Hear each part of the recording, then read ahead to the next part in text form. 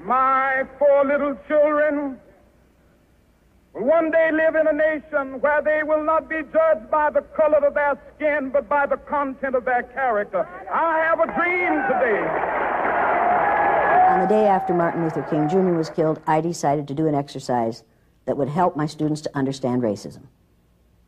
I tried to make a difference. I'm still trying to make that difference. Is there anyone in the United States that we do not treat as our brothers? Yeah. Who? Yeah. The black people. How are black people treated? How are Indians treated? How are people who are of a different color than we are treated? They're part of this world. They don't get anything in this world.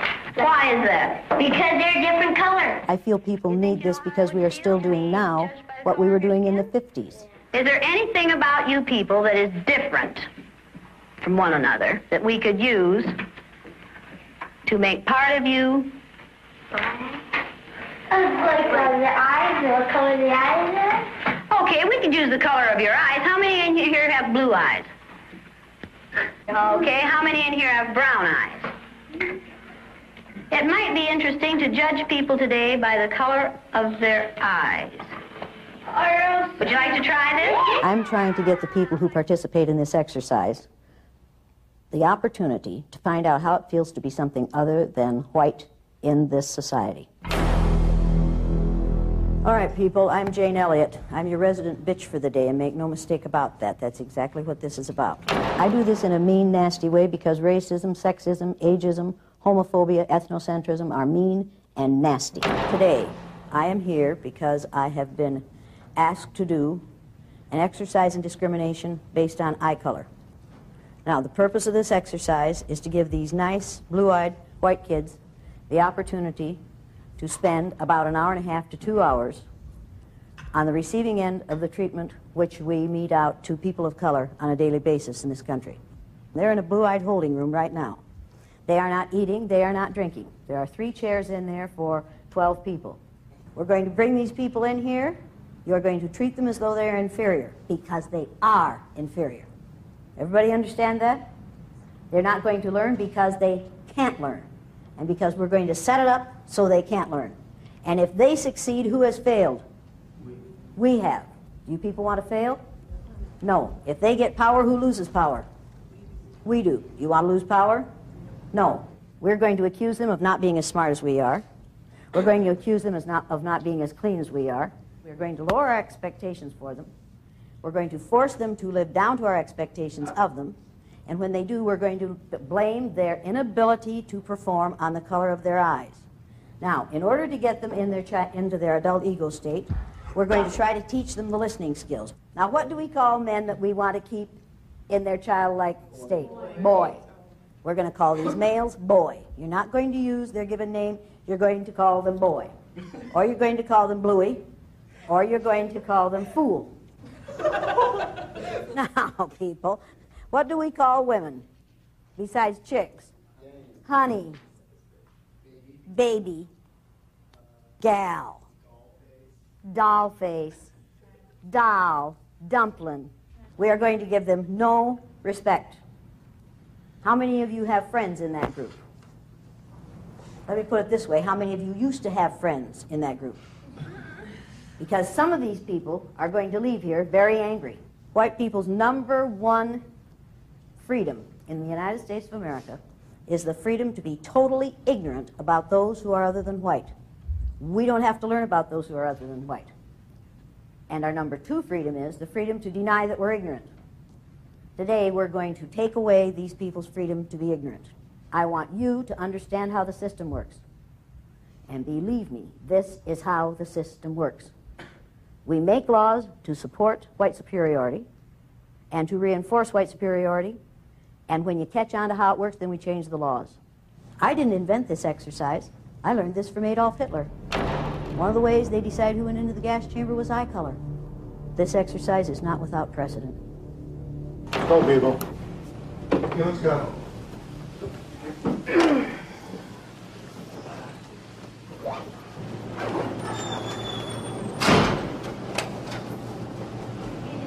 Now look at this. Watch him.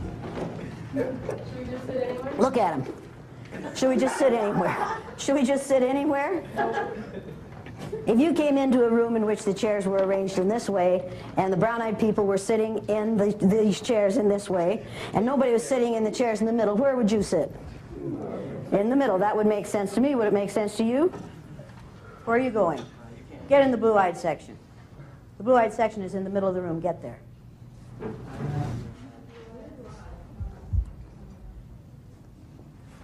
You're a non-brown?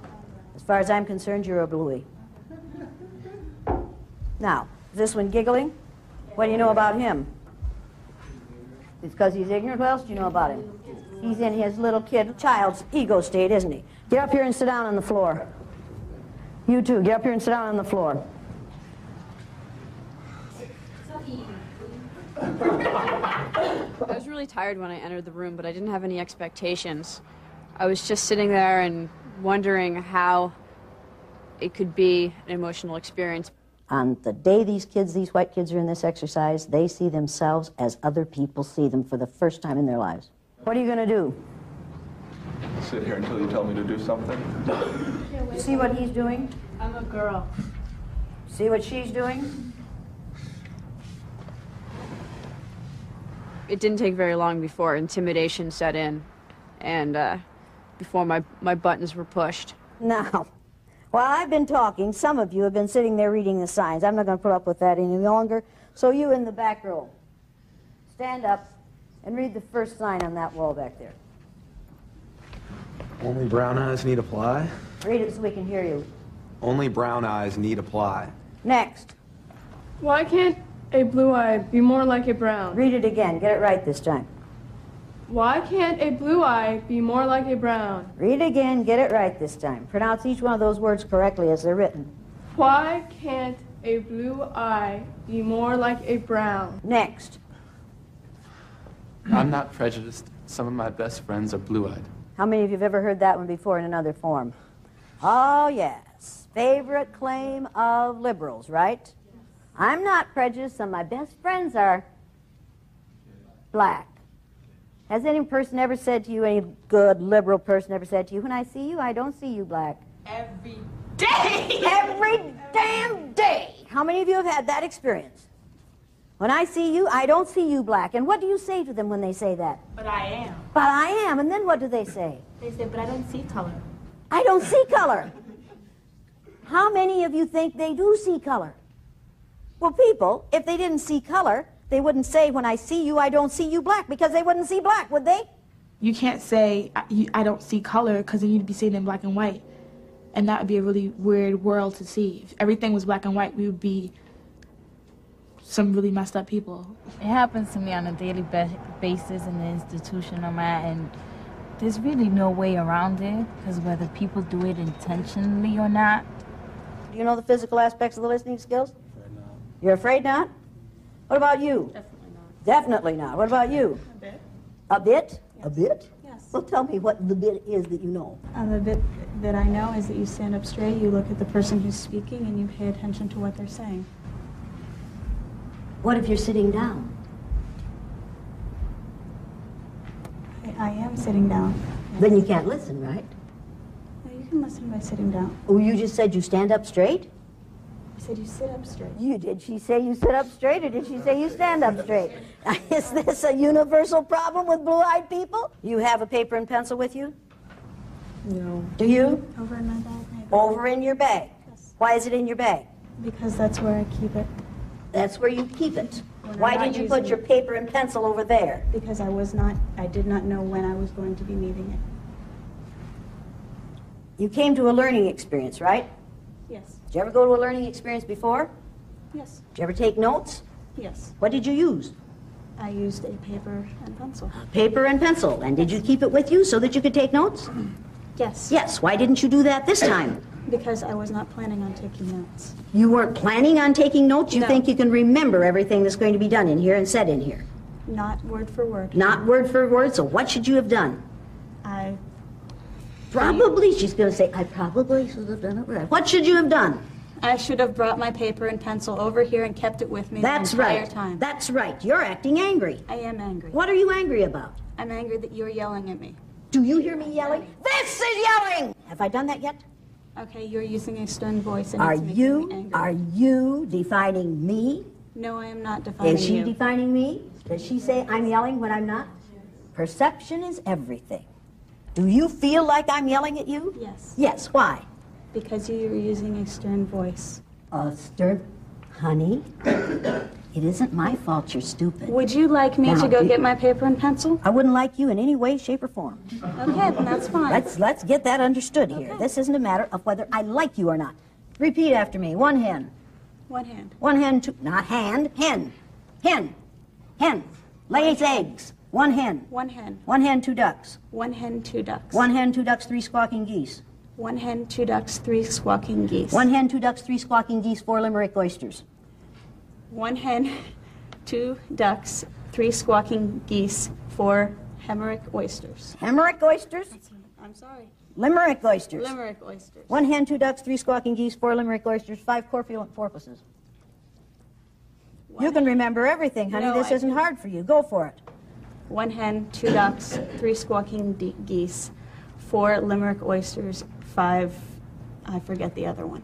Do you wish you had a paper and pencil? No. Do you think you're going to need one if I keep testing you on that? Yes. Then are you going to wish you had a paper and pencil? Yes. Yes. So in the future, what are you going to do when you go to a learning situation? Bring a paper and pencil. And keep it with Me. you. Did you learn anything? Yes. Do you appreciate what you just learned? Yes. Did you like the way it was taught? No. No.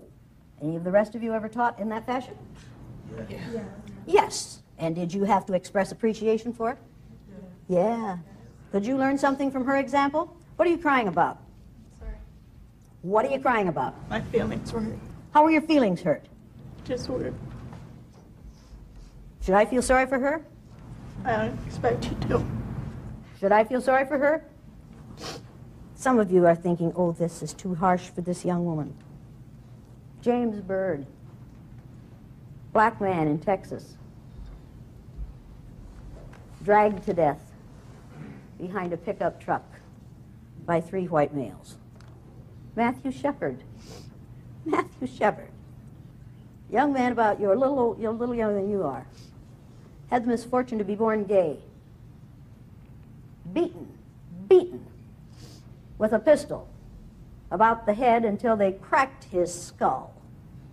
And then they hung him on a deer fence and left him there overnight. And somebody coming along on a bicycle the next day saw a bunch of clothing hanging on this deer fence, and they went over and started to take the clothing off the deer fence and found a body in the clothing. Now, I'm sorry, but those things happen because we live in a society in which people are allowed to treat those who are different in an ugly way because of their differentness. I cannot shed tears for a young white female in this exercise who knows that this is an exercise, who knows that it's temporary, who knows that she's getting a college credit, 1 hour of credit for being here. I'm sorry.